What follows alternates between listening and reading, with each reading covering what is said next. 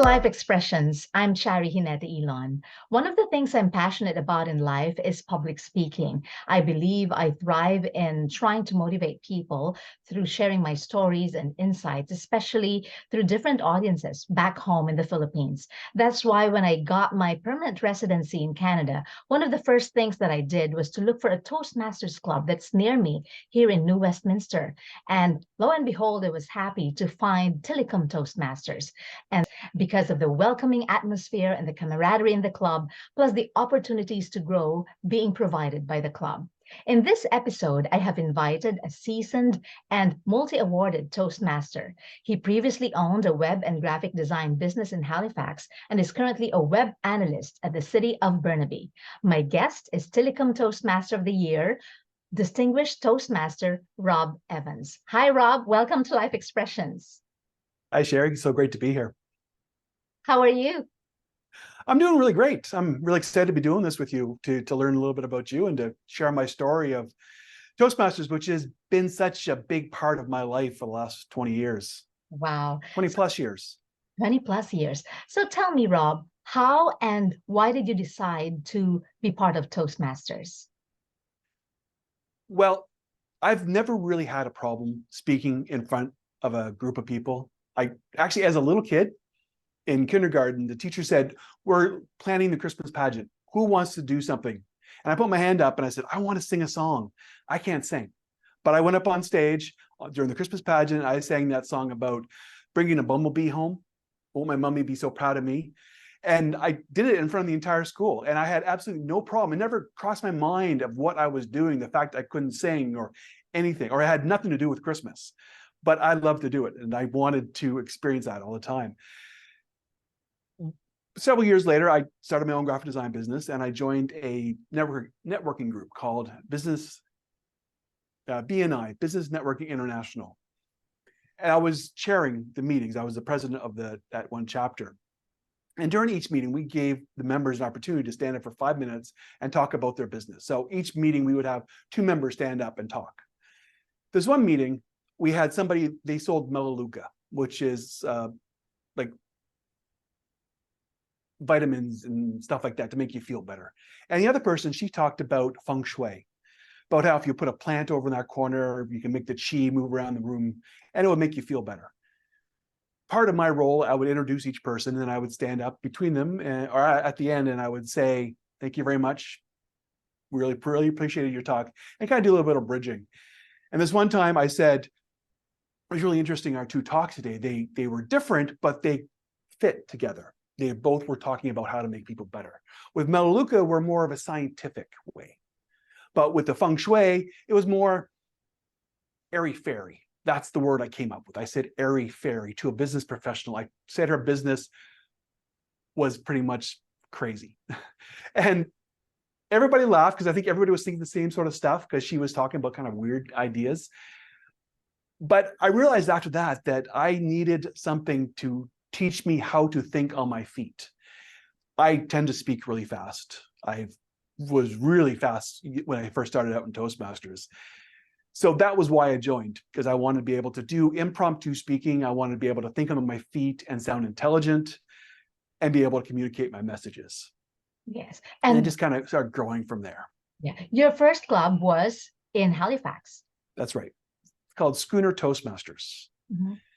And it was a great club. It was almost like Tillicum. It's very much like Tillicum. When I first moved to New Westminster 10 years ago, the first thing I did was find a club. So I wanted to feel like I was home again. And I found Tillicum and I walked in the door and I felt like I was home. Wow. I always tell people, whenever they come to visit any club, make sure you check out other clubs. Yeah. Make sure it's the right fit for you. But there was just something about Tillicum when I walked in those doors. I just felt like I was home and I've been there ever since. Wow. How has your involvement in Tillicum Toastmasters enhanced your abilities in speaking, especially in speaking and thinking on your feet? It would be doing things like this within Toastmasters. Of course, we have a thing called table topics where you're given a topic and you're asked to talk on it for 1 to 2 minutes. And you just can't get up and ramble. You can, of course you can, but the goal is to not do that, to actually have a opening, a body, and a conclusion. Use hand gestures, use vocal variety, actually have a message that you want to get to. All that within 2 minutes, and all that within maybe the 10 seconds it takes you to walk up from your seat up to the front of the room as a table topic master is giving you their topic. So you have to do all that kind of stuff, and it's that thinking on your feet. It's a muscle that you need to work on, that I thrive for that feeling. I love it so much. If I don't do a table topic at Tillicum, I feel like I kind of missed out something. I just love doing those things so much. And sometimes they work, sometimes I fall flat on my face.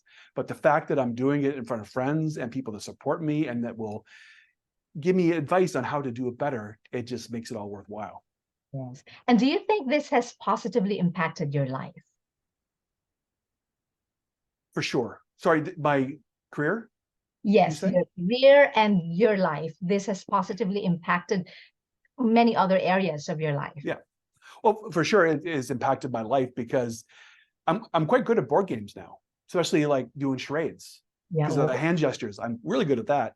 Or those kind of games where you have to kind of BS your way through some of the answers, like balderdash. They give you a really weird word and you have to convince everybody that your definition is the right definition. I can really do that quite well because of Toastmasters and table topics. At work, I admit I don't really get a chance to do it that often because I'm usually a participant in a meeting. I'm not really leading a meeting. But those few times where I get a chance to actually stand up and talk about my projects and what I want to do and how I want to accomplish them, I know I can do it better because of the skills I've learned from Toastmasters and with table topics, because sometimes it's like, Rob, how are you going to do this project? And I can stand up and I can talk about it and articulate my ideas. That's good. And so what motivated you to get involved and take on, because now you are Vice President of Education, correct? For right. Tillicum Toastmasters. So what motivated you to get involved deeply and take on leadership roles in the club? It's funny, Sherry. I never really got into Toastmasters for leadership. I got in for the communication.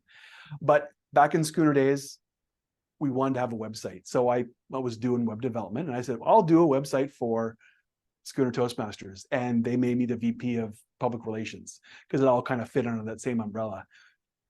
Going to the meetings, I got to see how the club ran from back end. It wasn't just, we didn't show up on the Tuesday night and just start speaking. There's so much planning and effort that had to go in for the meetings as well as for the entire year. Mm-hmm.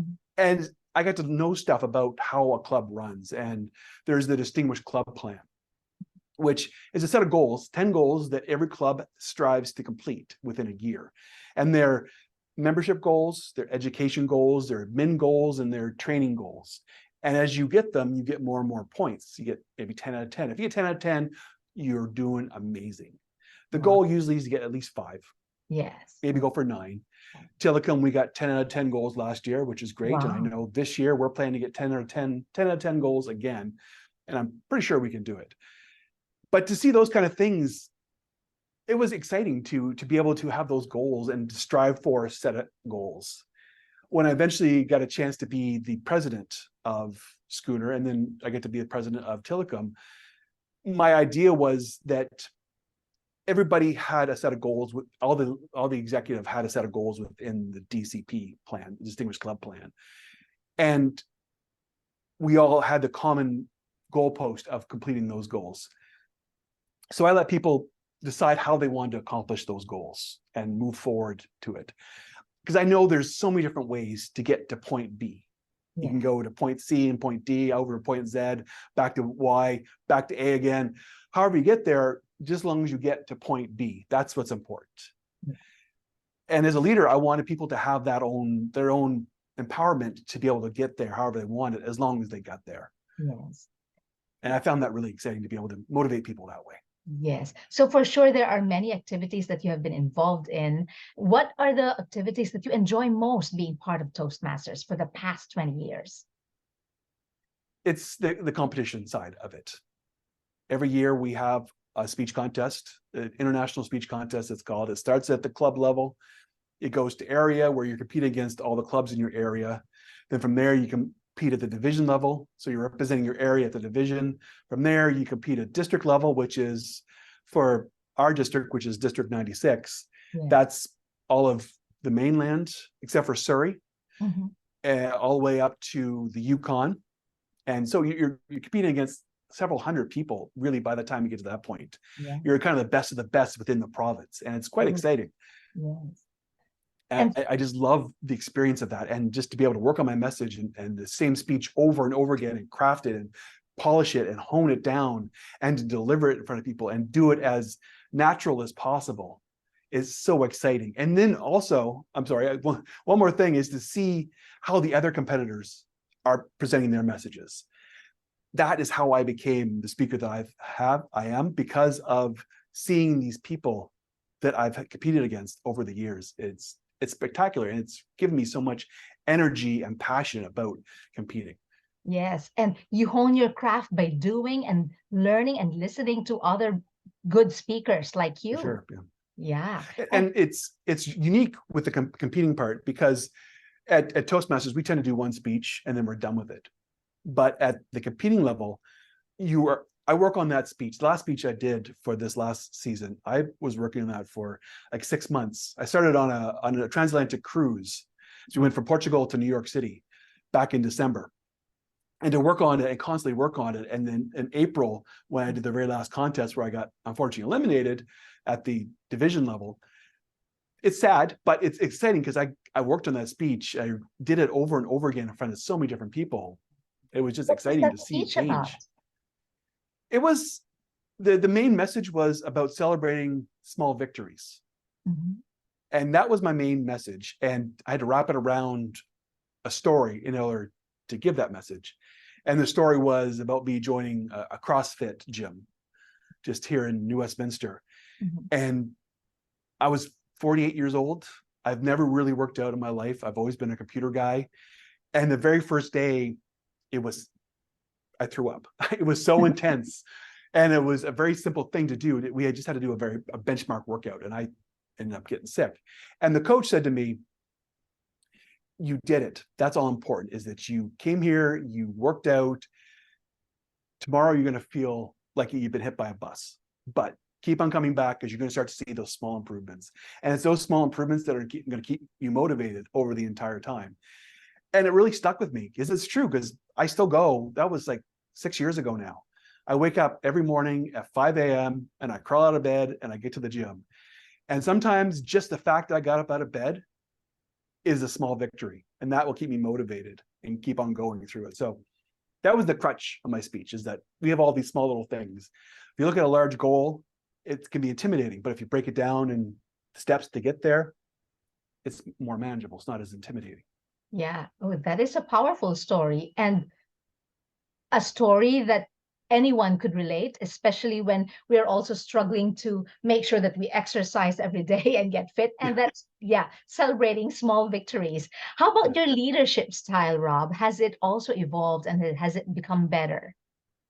Yeah, I think it has evolved. Like at first, it was just easier to do stuff. If I wanted something done, I'll just go and do it myself, because I know I can do it the way I want it done. And then as the years went by and different projects I worked on, I realized it's not going to work that way, because I'm just going to get burnt out, and I don't want to get burnt out. I love Toastmasters. I love the community that I have in Toastmasters. And I love the life I have. I don't want to be burnt out. So I need to learn how to delegate. And that's where I kind of came up with the idea that I don't need to micromanage people. I need to just tell them what we need to get done and how it could look when it's done, give them that vision and get them on board with that vision, and just kind of let them free so they can go and accomplish that goal. It's a lot easier. And if I could just like kind of let myself go and just be free and just realize that they have the power and the intelligence and the desire to get to that same spot that I want to get to. I've realized that is the key for my leadership style. Yeah, that's great. And then I have noticed that you continue to improve yourself. You are still on the pathway. You have been named the Tillicum Toastmaster of the Year, because you are actively participating and making sure that you are advancing your levels. How do you keep yourself motivated in doing that? I like to learn, I think, is the biggest thing. I like to challenge myself. Also, Tillicum Toastmasters, it's such a great club. It is so little effort to go to that meeting. I get so charged up when I walk in that door and I leave. It's almost like I'm skipping as I'm walking back to my car. It's unfortunate that it ends around 9:30 at night, and then I want to get up for the next morning to go to the gym because I'm usually so wired. It's hard for me to sleep during the night. So it's just being excited about it that makes me want to learn more. Yes. And I love when we have new members like yourself who have so much energy and so much desire and passion. And I could see that. I could see almost like a lump of clay.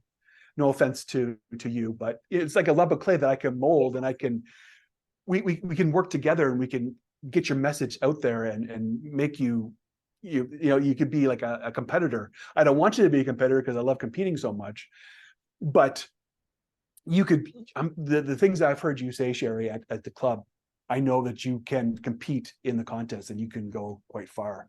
Oh, And that makes me excited to know that. It scares me, but it makes me excited.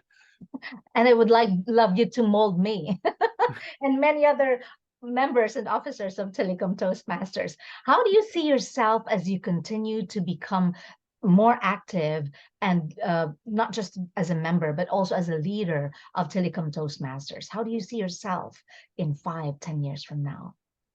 Wow.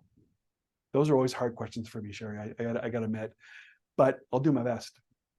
I see myself continuing to grow. I could see myself continuing to compete, eventually making it past the district level, going so I can start competing in the world stage. That would just excite me to be standing on that world stage, wherever that happens to be. This year it's in the Bahamas, but just be standing on a stage in front of thousands of people and giving my story and my message. It just gives me goosebumps to think about that. Wow. Yeah. That's what I would like to see. Also communication stuff. I really appreciate the fact that you invited me to do this, because it's something I've wanted to do, was a podcast, that find some interesting hook that I can do. So I really appreciate this. I'd like to do that in the next little while. When it comes to leadership, I get asked a lot by the upper echelons of District 96, or even the other district over in Surrey, District 21, to take part in the higher levels of leadership, the division directors or the district director, which is in charge of the entire district.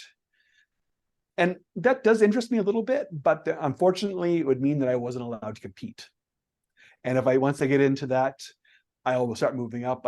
There's like 3 levels of that, like 3 roles. There's the program quality director, the club growth director, the program quality director, and then the division director. And usually you start at the club growth director and you move up.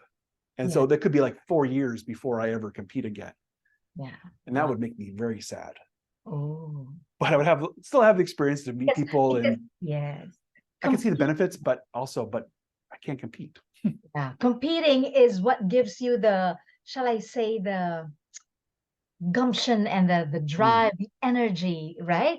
So because it's more exciting to learn from others and compete with the best of the best.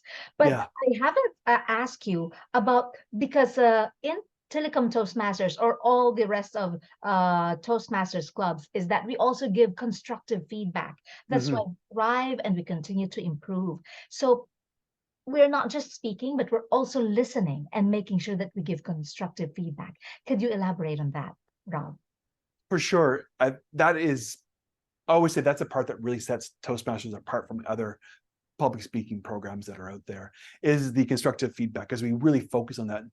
Not only that, but our evaluators, they get evaluated on by the general evaluator. And there's even one project where you do an evaluation, and then someone will give you a 2 or 3 minute evaluation on your evaluation.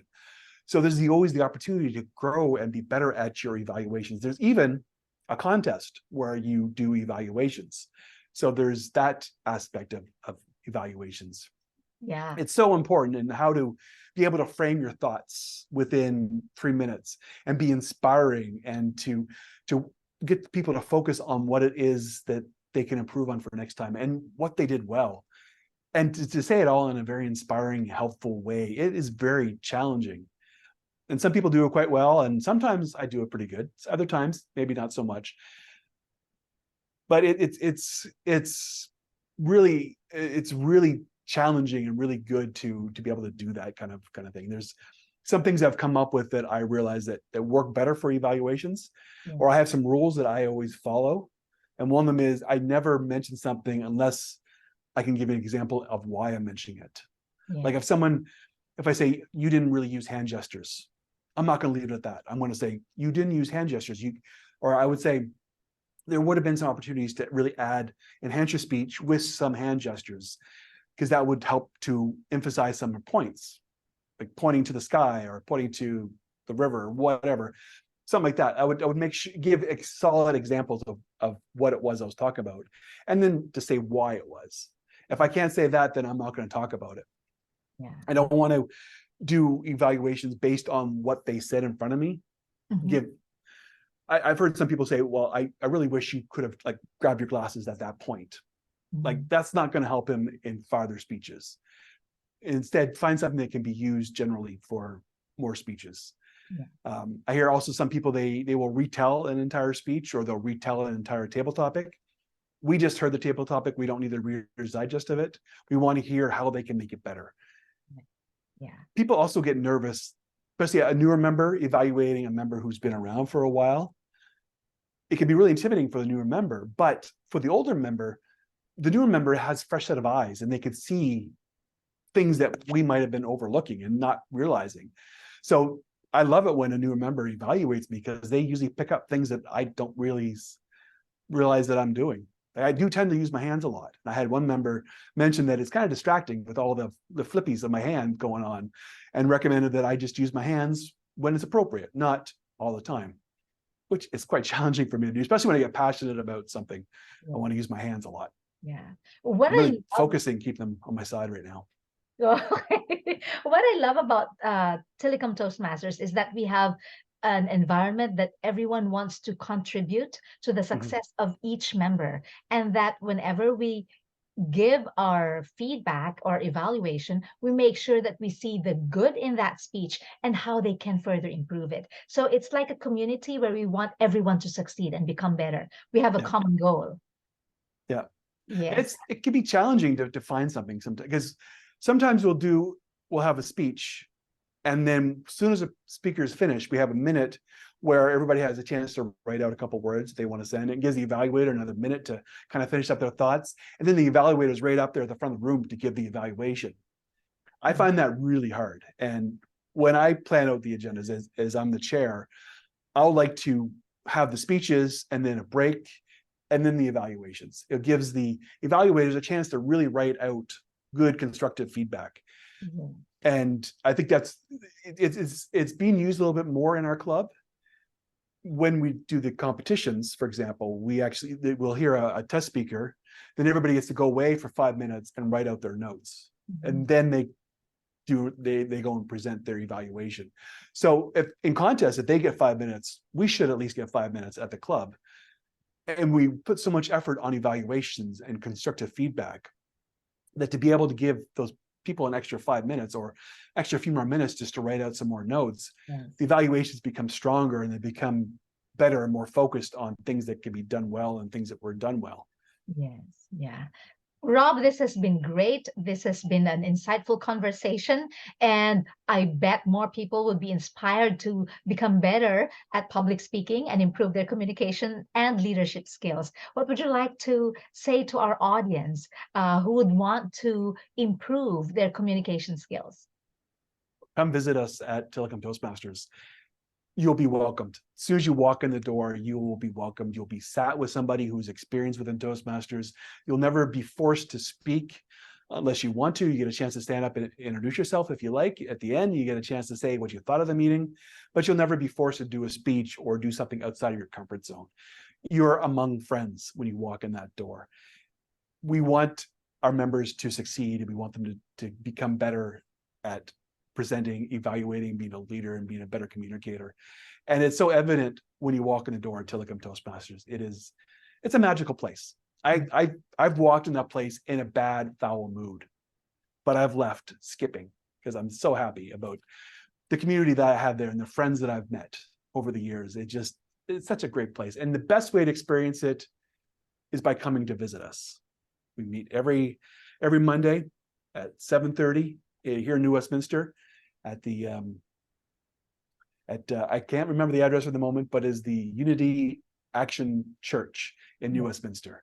You can also visit our website too, tillicumtoastmasters.ca. Wonderful. Thank you so much, Rob. This has been great. And thank you so much for joining us today. Again, my guest is Rob Evans, and I'm Shari Hinata Elon. Please listen and follow Life Expressions. Till next time.